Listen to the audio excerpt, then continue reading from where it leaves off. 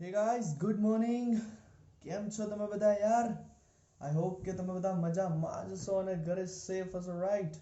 તો ફરીથી એકવાર શ્રી એક્સલન્સ એકેડમીમાં આપ સૌનું હાર્દિક સ્વાગત છે. હું છું રાજ ત્રિવેદી, તમારો બાયોલોજીનો મેન્ટોર અને તમારો બેસ્ટ ફ્રેન્ડ.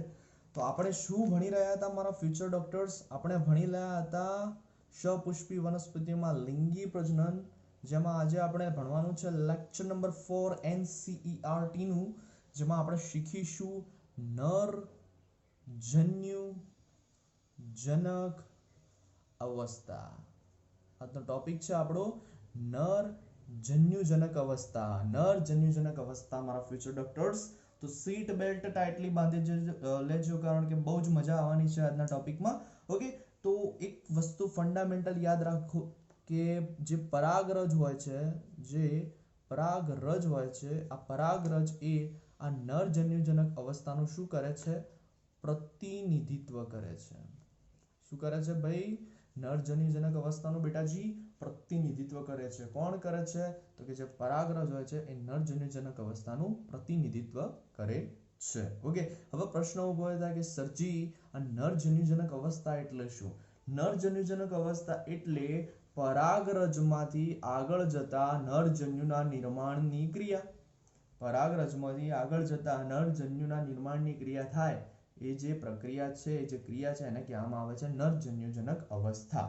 ઓકે, તો એક એક વસ્તુનું આપણે સ્ટાર્ટિંગ કરીએ શીખવાનું, બરાબર? તો ધ્યાન અહીંયા રાખો. જુઓ, પહેલા હું તમારા સામે એક કોષ ડ્રો કરું છું, બરાબર છે?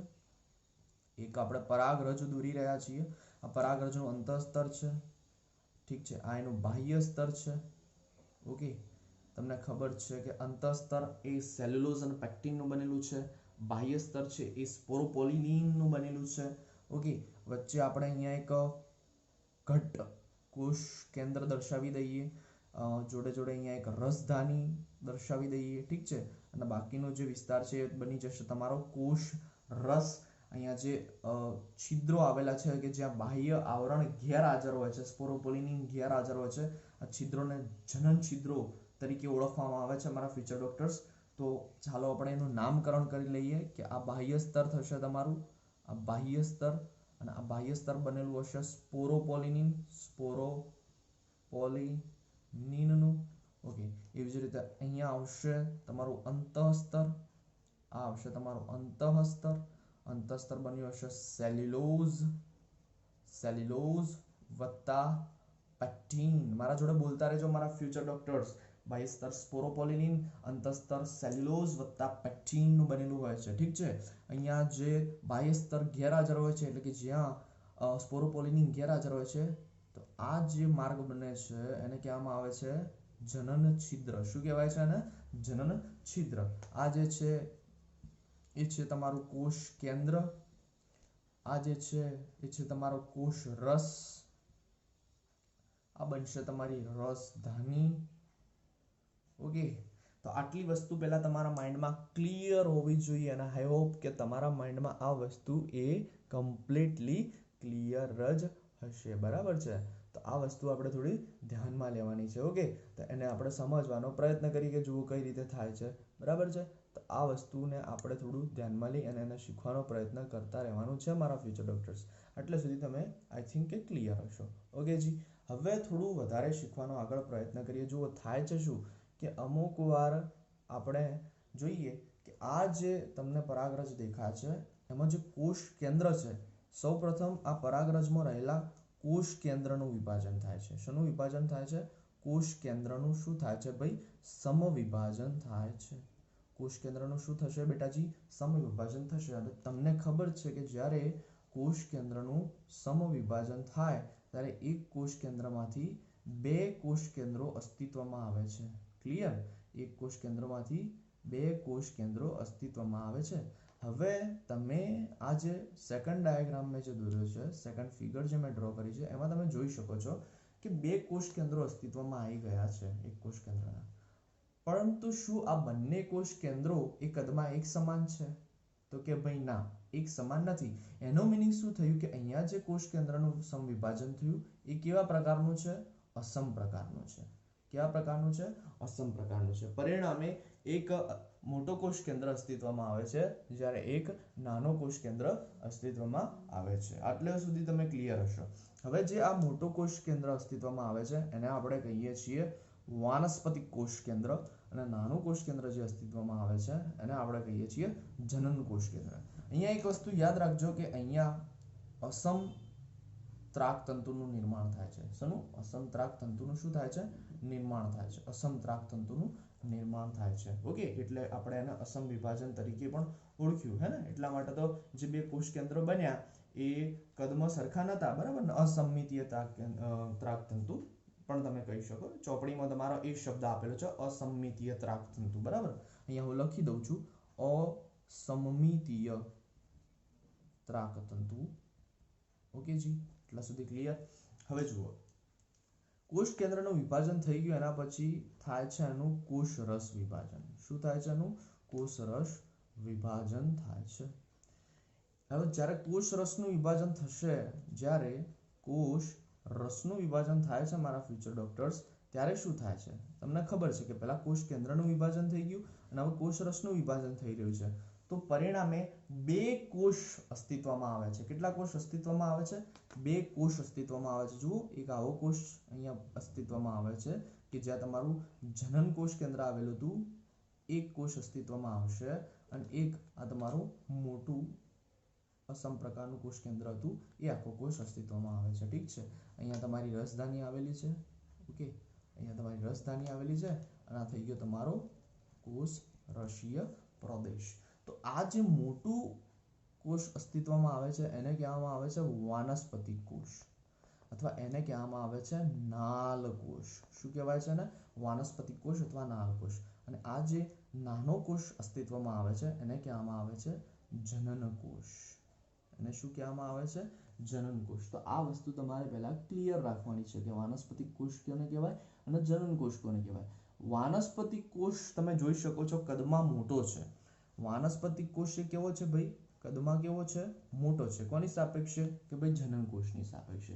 હવે વાનસ્પતિક કોષ જે હોય એ કોષમાં કોષ દિવાલ ગેરહાજર હોય છે. શું? વાનસ્પતિક કોષમાં કોષ દિવાલ શું હોય છે બેટાજી? ગેરહાજર હોય છે. અહીંયા ધ્યાન રાખજો કે કદમાં મોટો છે, વાનસ્પતિક કોષમાં કોષ દિવાલ ગેરહાજર હોય છે. એના પછી આ જે વાનસ્પતિક કોષ હોય છે, ઓકે, એ શું કરે છે? વાનસ્પતિક કોષ જે હોય છે તમારો, એ ખોરાકનો સંગ્રહ કરે છે, અને જોડે જોડે એમાં આરએનએ જોવા મળે છે. શેનો સંગ્રહ કરે છે? ખોરાકનો સંગ્રહ કરે છે, અને સાથે સાથે એમાં આરએનએ જે હોય છે એની હાજરી પણ તમને જોવા મળી જાય છે. અને આગળ જતા આ વાનસ્પતિક કોષ એ પરાગ નલિકાનું શું કરશે ભાઈ? નિર્માણ કરશે. પરાગ નલિકાનું નિર્માણ કરશે. તો આટલા કાર્યો થઈ ગયા વાનસ્પતિક કોષના. ફરીથી રિપીટેશન કરીએ કે વાનસ્પતિક કોષ એ જનન કોષ કરતા કદમાં મોટો હોય છે, એમાં કોષ દિવાલ ગેરહાજર હોય છે, ખોરાકનો સંગ્રહ કરે છે, પ્લસ આરએનએ ધરાવે છે. ખોરાકનો સંગ્રહ એટલા માટે કરે છે કારણ કે આગળ જે જનન કોષ હશે એ આમાંથી ખોરાક લેશે, અને આગળ જતા આ કોષ એ વિઘટિત થઈ જશે, અને આગળ જતા એ પરાગ નલિકાનું નિર્માણ પણ કરે છે. હવે જનન કોષ એ કદમાં કેવો હોય છે? તમે કહેશો સર જનન કોષ કદમાં કેવો હોય છે? નાનો હોય છે. આમાં કોષ દિવાલ કેવી હશે? તો તમે કહેશો સર કોષ દિવાલ અહીંયા હાજર હોય છે, બરાબર. અને આનું મુખ્ય કાર્ય શું છે? તો આનું મુખ્ય કાર્ય એ છે કે અહીંયા તમે જોશો તો આ જે તમારો જનન કોષ છે એ આગળ જતા પૂજન્યુ બનાવશે. શું બનાવશે? પૂજન્યુનું નિર્માણ કરશે, બરાબર. અને અહીંયા ખોરાક પ્લસ આરએનએ શું હશે ભાઈ? ગેરહાજર હશે. ઓકે, ખોરાક અને આરએનએ ગેરહાજર હશે. મેઇન મુદ્દો અહીંયા લખું છું હું, એક મેઇન મુદ્દો અહીંયા લખેલો છું કે જનન કોષ એ અંતઃ આવરણ સાથે જોડાયેલો હોય છે. શું? જનન કોષ એ અંતઃ આવરણ સાથે જોડાયેલો હોય છે. એટલે આ તમારું અંતઃ આવરણ બન્યું, આ તમારો જનન કોષ. તો આ જે જનન કોષ છે અહીંયા અંતઃ આવરણ સાથે જોડાયેલો હોય છે. કોની મદદથી જોડાયેલો હોય છે? તો યાદ રાખજો, કેલોઝ જે મટીરિયલ હોય છે એની મદદથી આ જનન કોષીય અંતઃ આવરણ સાથે જોડાયેલો હોય છે. હવે આ જે તબક્કો બન્યો, આ જે અવસ્થા બની, એને કહેવામાં આવે છે બે કોષીય અવસ્થા. અને શું કહેવામાં આવે છે? બે કોષીય અવસ્થા. બે કોષીય અવસ્થા એટલે ટુ સેલ સ્ટેજ એનો મીનિંગ શું થયો કે 60% જેટલી વનસ્પતિઓ છે આવૃત બીજધારી વનસ્પતિઓમાં 60% જેટલી વનસ્પતિઓમાં જ્યારે આ બે કોષીય અવસ્થા પ્રાપ્ત થઈ જશે ત્યારે પરાગાશય જે હશે એનું સ્ફોટન થશે અને પરાગરજ મુક્ત થશે બરાબર તો બાકીની 40% જેટલી વનસ્પતિઓમાં શું થશે મારા ફ્યુચર ડોક્ટર્સ તો બાકીની 40% જેટલી વનસ્પતિઓમાં જુઓ બાકીની 40% વનસ્પતિઓમાં આ જે તમારો જનનકોષ હતો ઠીક છે આ તમારો જે જનનકોષ હતો એ આગળ જતા કરશે સમવિભાજન શું કરશે આગળ જતા સમવિભાજન કરી દેશે એટલે કઈ રીતે કરે છે જુઓ કે આ તમારો જે જનનકોષ હોય છે એમાં જ્યારે કોષ કેન્દ્ર જે હોય છે એનું જે કોષ કેન્દ્ર હોય છે એનું જે સમવિભાજન થાય છે ત્યારે અહીંયા બે નવા કોષ કેન્દ્રો બની જશે એટલે એ જે કોષ કેન્દ્રો બનશે એ બે નરજન્યુ તરીકે વધશે શેના તરીકે વધશે નરજન્યુ તરીકે વધશે તો આ જે અવસ્થા થઈ એને કહેવામાં આવે છે 3 સેલ સ્ટેજ અને શું કહેવામાં આવે છે 3 સેલ સ્ટેજ એટલે ત્રિકોષીય અવસ્થા બાકીની જે 40% આવૃત બીજધારી વનસ્પતિઓ રહી એમાં આવી રીતે તમને જોવા મળી જશે ઠીક છે હવે આટલી જે બધી ક્રિયાઓ થઈ છે બરાબર આટલે સુધી જે આ 2 સેલ સ્ટેજ બન્યો બરાબર એ આખી બધી ક્રિયાઓ ક્યારની કહેવાય એને શું કહેવાય ખબર પરાગનયન પહેલાની ઘટના શું કહેવાય પરાગનયન પહેલાની ઘટના પરાગનયન એટલે તમને ખબર છે કે જે તમારું પુંકેસર હોય છે એની પરાગરજ જ્યારે સ્ત્રી કેસરના પરાગાશય ઉપર જાય એ જે ક્રિયા છે એને કહેવામાં આવે છે પરાગનયન સિમ્પલી ભાષામાં કહું તો આ જે આખી તબક્કો બન્યો એટલે એક પરાગરજમાંથી આપણે આ જે 2 સેલ સ્ટેજ બનાવી એ પરાગનયન પહેલાની ક્રિયા છે ઓકે હવે પ્રશ્ન ઉભો થાય કે સર પરાગનયન પહેલાની તો ક્રિયા ખબર પડી ગઈ પણ હવે પરાગનયન પછીની ક્રિયામાં શું થાય છે એ તમે અમને સમજાવો તો જુઓ પરાગનયન પછીની ક્રિયામાં શું થશે ખબર છે કે આ જે તમારો 2 સેલ સ્ટેજ હતો બરાબર એ કોષ જ્યારે પરાગાશય ઉપર જશે હવે પરાગનયન પછીની ક્રિયા એટલે આ પરાગરજ ક્યાં જતી રહી છે તો કે ભાઈ પરાગાશન ઉપર સ્ત્રી કેસરના પરાગાશન ઉપર જતી રહી હશે પહોંચી ગઈ હશે બરાબર તો હવે શું થશે એને આપણે સમજવાનો થોડો પ્રયત્ન કરવાનો છે જો અહીંયા ધ્યાન રાખજો થાય છે શું કે જ્યારે આ પરાગરજ એ પરાગાશન પર પહોંચી જાય છે ત્યારે જેના જનન છિદ્રો છે એ જે પરાગાશન હોય છે એમાંથી ભેજનું શોષણ કરે છે ભેજનું શોષણ કરે છે એની અંદર ઓક્સિજન જાય છે બરાબર આના પરિણામે શું થાય છે કે આના પરિણામે જે પરાગરજનું અંતસ્તર હોય છે યાદ રાખજો ધ્યાન રાખજો આ જે પરાગરજ હતું એનું જે અંતસ્તર હતું એ હવે બહાર આવવાનું શરૂઆત થઈ જાય છે અને એ જ્યારે અંતસ્તર બહાર આવે છે ત્યારે એ નિર્માણ કરે છે પરાગનલિકાનું શેનું નિર્માણ કરે છે બેટાજી પરાગનલિકાનું નિર્માણ આ અંતસ્તર કરે છે આ વસ્તુ ક્લિયર થઈ રહી છે હું શું કહી રહ્યો છું તો આ જે પરાગનલિકાનું એક નિર્માણ થઈ રહ્યું છે આ છે તમારો જનનકોષ છે અને અહીંયા આવશે તમારો વાનસ્પતિક કોષ જે હશે તમારો એ હંમેશા આગળ ચાલશે બરાબર અને અહીંયા આવશે જનનકોષ ઓકે ક્લિયર થઈ રહ્યું છે આટલા સુધી ખબર પડી રહી છે ઓકે બહુ સરસ હવે થાય છે શું જુઓ તો હવે એ વસ્તુ સમજવાનો પ્રયત્ન કરીએ કે આગળ શું થઈ રહ્યું છે કે અહીંયા આગળ તમે જોશો અહીંયા જ્યારે આગળ તમે જુઓ છો ત્યારે અહીંયા આગળ જતા શું થાય છે ખબર છે કે આ જે તમારું અંતસ્તર હતું મીન્સ કે જે તમારું અંતસ્તર હતું એ અંતસ્તર જે હોય છે ને બેટાજી આ અંતસ્તરમાં આગળ જતા શેનું નિર્માણ થાય છે ખબર છે કેલોઝ પ્લસ જે કેલોઝ હતું બરાબર એ કેલોઝ પ્લગનું નિર્માણ થાય છે એ કેલોઝ પ્લગ શું કાર્ય કરે છે તો કે આ અંતસ્તર જે છે એ પાછું ના જતું રહે આ જે રચના બની એને કહેવામાં આવે છે કેલોઝ પ્લગ ઓકે એને કહેવામાં આવે છે કેલોઝ પ્લગ અને એ શું થાય છે કે આ વસ્તુ એ પાછી ના જતી રહે અંદર તરફ પાછી ના જતી રહે જે આ કોષ રસ હતો બરાબર અંતસ્તરમાં રહેલો એ પાછો ના જતો રહે બરાબર એટલા માટે આ કેલોઝ પ્લગનું નિર્માણ કરવામાં આવે છે બરાબર જે કોષ રસને અંદરની તરફ વહન પાવતો અટકાવશે તો અહીંયા તમારું આવી જશે જનનકોષ આવી જશે અને અહીંયા તમારો આવી જશે વાનસ્પતિક કોષ હંમેશા આગળ રહેશે કારણ કે જે આમાંથી નરજન્યુ બનવાના છે જે એ પોષણ આ વાનસ્પતિક કોષમાંથી લેશે, બરાબર. એટલા જ માટે આપણે અહીંયા લખ્યું હતું કે વાનસ્પતિક કોષ એ ખોરાક સંગ્રહ અને આરએનએ ધરાવે છે. ઠીક છે, તો આટલા સુધી ક્લિયર હશો. હવે શું થાય છે કે હવે એ તબક્કાને સમજીએ કે ભાઈ દ્વિતીય સમવિભાજન થાય છે. દ્વિતીય સમવિભાજન થાય છે કોનું થાય છે કે ભાઈ આ જનન કોષ જે છે એમાં જે કોષો રહેલા છે, મીન્સ કે એનું જે કોષ કેન્દ્ર છે એ આખું સમવિભાજનની ક્રિયામાં જતું રહેશે. હવે એ જ્યારે સમવિભાજનની ક્રિયામાં જાય છે ત્યારે શું થશે ખબર છે કે આ તમારું અંતઃસ્તર એટલે આ તમારી પરાગનલિકા, આ તમારું બાહ્ય સ્તર, બરાબર છે.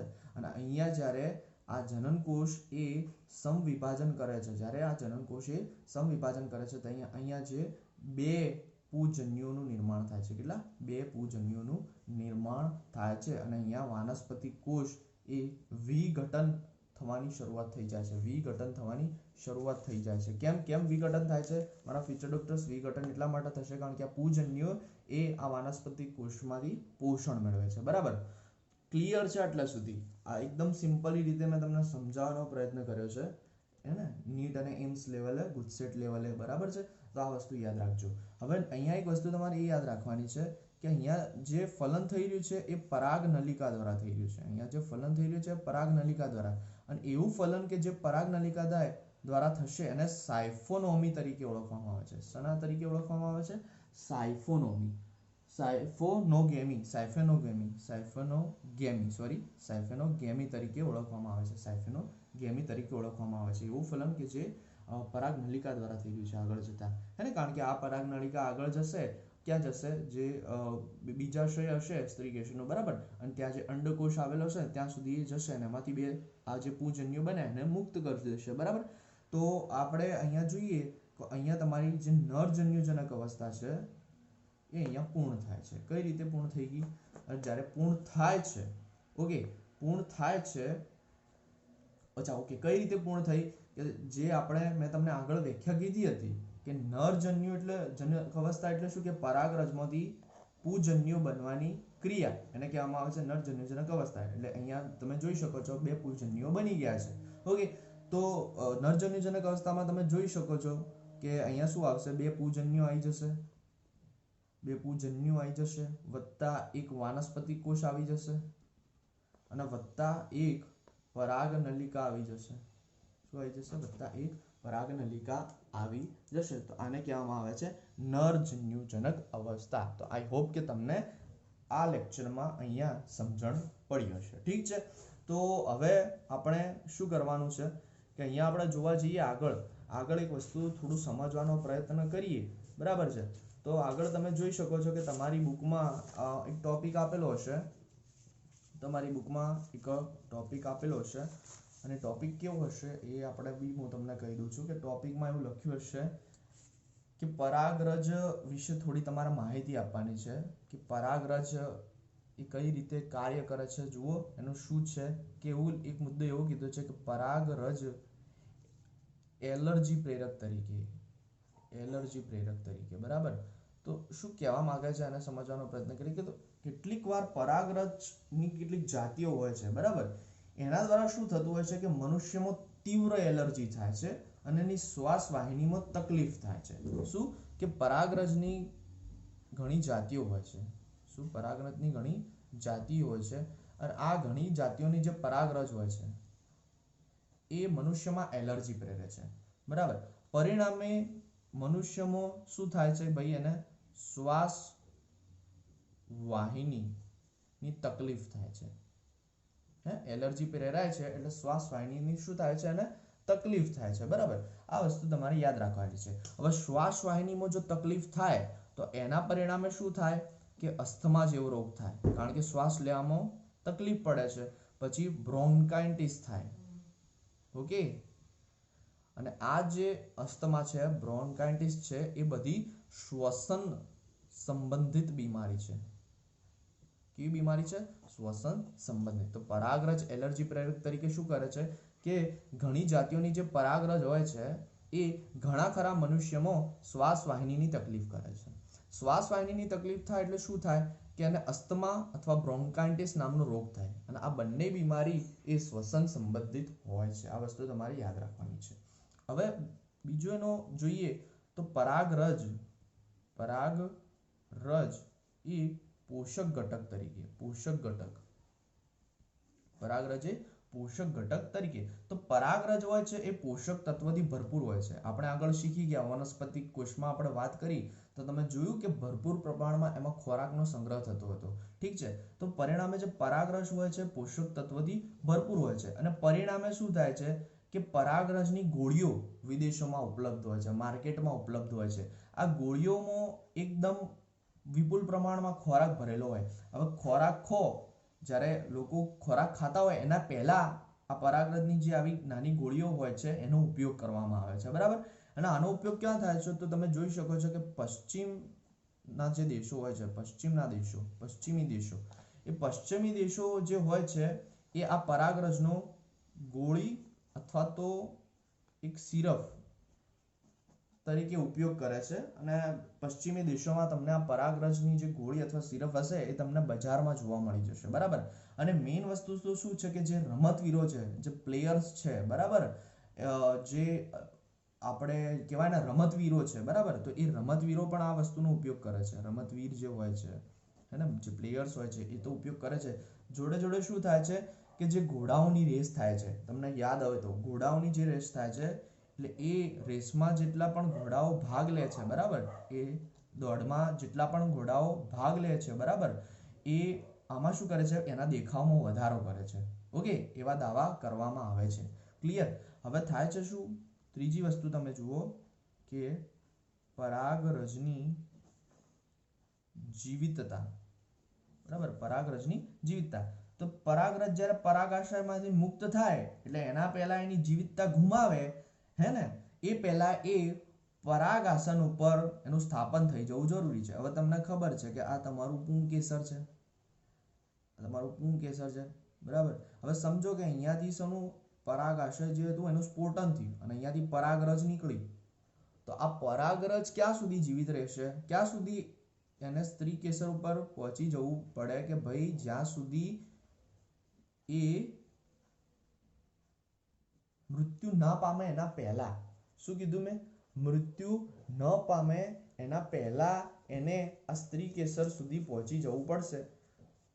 જો વચ્ચે ક્યાંય બી આ પરાગરજ મૃત્યુ પામશે કોઈ કારણસર, બરાબર, તો એ એની જીવિતતા ગુમાવી દેશે અને પછી એ ફલનમાં ભાગ નહીં લઈ શકે. બરાબર ને? તો આ વસ્તુ તમારે યાદ રાખવાની છે કે પરાગરજનો જે સમયગાળો હોય જીવનનો એ બધો અલગ અલગ હોય. વિવિધ વનસ્પતિઓમાં એનો જે વિવિધ વનસ્પતિની વિવિધ પરાગરજ હોય એનો જે જીવનકાળ હોય એ બધો કેવો હોય? અલગ અલગ હોય છે. બરાબર, એ પણ તમારે યાદ રાખવાનું છે.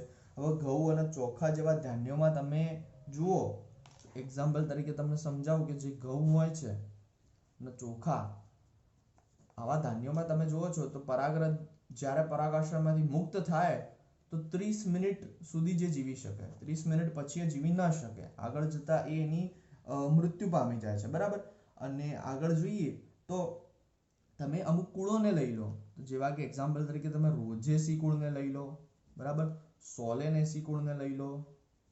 તો એના સભ્યોની જે પરાગરજ હોય છે, હે ને, લેગ્યુમિનેસી કુળ જે છે એને તમે લઈ લો.